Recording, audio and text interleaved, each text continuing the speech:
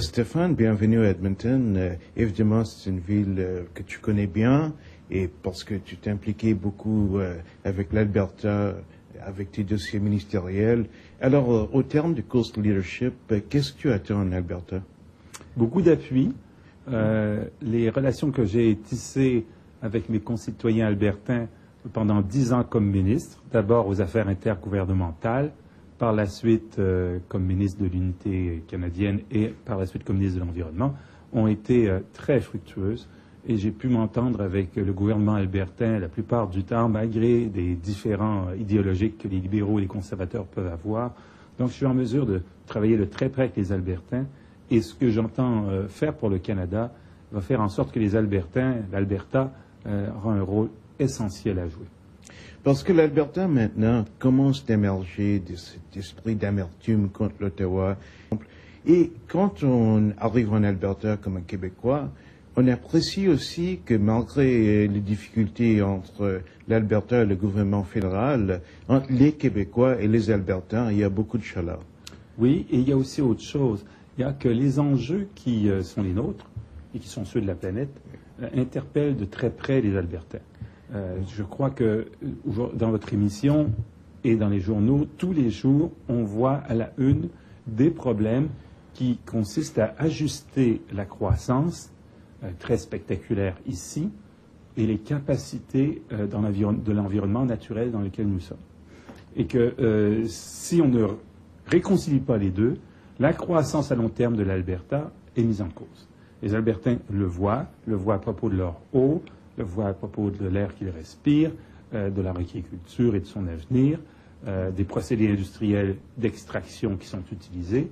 Et je crois que en Alberta, on voit bien que si on ne fait pas cette jonction entre l'économie et l'environnement, on met en cause l'avenir de nos enfants et des générations futures et on passe à côté de l'immense marché des nouvelles technologies environnementales et des nouvelles façons de réduire les besoins d'énergie qui s'ouvre et qui s'ouvrira sans nous si on n'est pas là et qui fera qu'on ne sera pas un pays leader du 21e siècle si on n'est pas là, mais qu'on en sera un si on est là. Et ça, c'est donc la croisée des chemins. C'est pourquoi je reçois beaucoup d'appui dans cette course. Les gens en Alberta, les libéraux, pour le moment, et on verra après l'ensemble des électeurs, les libéraux voient que mon approche qui consiste à centrer la priorité sur la réconciliation de l'économie et de l'environnement est la façon d'être plus compétitif dans le monde et ainsi de faire plus, quand on est libéral, plus de justice sociale pour les gens dans le besoin. Pour les Albertains en particulier, l'environnement, ce n'est pas un enjeu, c'est une valeur fondamentale.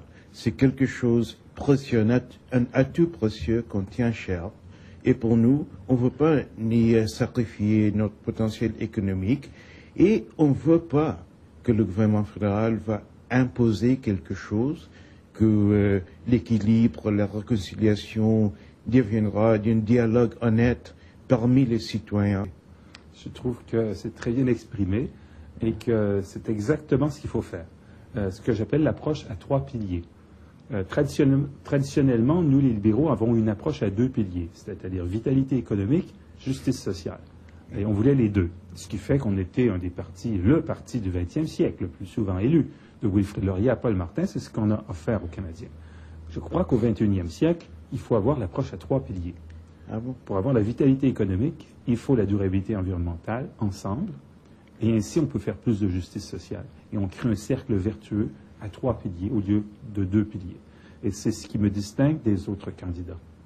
Le cercle vertueux, est-ce que tu peux expliquer ça un peu plus? Si on est compétitif sur le plan économique au 21e siècle, c'est qu'on aura les meilleures technologies, les meilleurs procédés industriels, les meilleures habitudes de conservation et de recyclage, et qu'on produira plus, d'accord, mais en utilisant moins de ressources non renouvelables et plus de ressources renouvelables. Il y a maintenant une convergence entre une bonne gestion économique et une bonne gestion environnementale.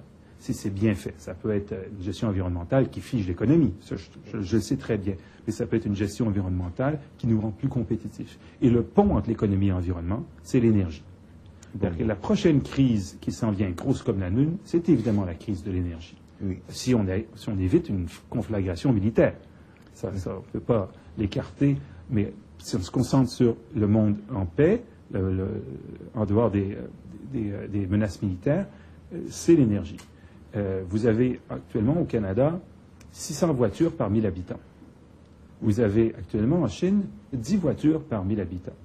Excepté que 1,2 milliard de Chinois achètent plus de voitures par année qu'il y a de voitures en circulation au Canada. Oui. Donc, ce que vous pouvez payer à la pompe en ce moment, quand vous allez faire le plein, eh bien, ne peut pas, peut diminuer de temps en temps, mais la tendance va être à la hausse. C'est inévitable. Oui. Comment on se prépare à ça? Eh bien, il faut à tout prix qu'on soit moins dépendant de l'énergie non renouvelable. Et quand on l'extrait, comme dans les sables bitumineux, eh bien, qu'on le fasse avec une stratégie à long terme et avec des méthodes d'extraction qui sont beaucoup plus propres et moins dommageables pour l'environnement. Et ça, les Albertains le savent. Mes concitoyens albertains le savent.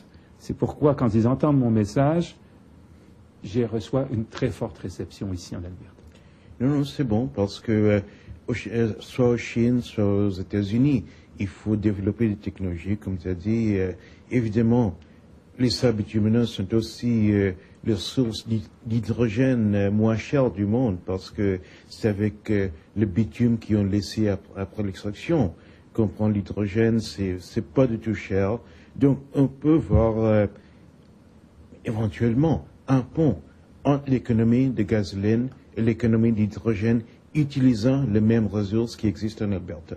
Et si on fait le captage du CO2 et le charbon épuré par ce pipeline qui pourra capter le CO2, c'est de l'argent à investir, c'est sûr. Mais une fois que c'est investi, on exporte cette technologie partout dans le monde et on fait beaucoup d'argent avec elle. Donc, si on arrive à être les premiers pour l'hydrogène de consommation de masse, les premiers pour le captage du CO2, les meilleurs pour le charbon épuré, des leaders pour l'énergie du vent, on s'y met sérieusement pour l'énergie solaire, pour la cogénération. Si on fait tout ça, on sera beaucoup plus riche. Non seulement on aura une meilleure qualité de vie, mais on sera plus riche comme économie, plus compétitif, que si on ne le fait pas. Bon. C'est pourquoi il est très important que je gagne cette course et que je devienne Premier ministre à la place de M. Harper.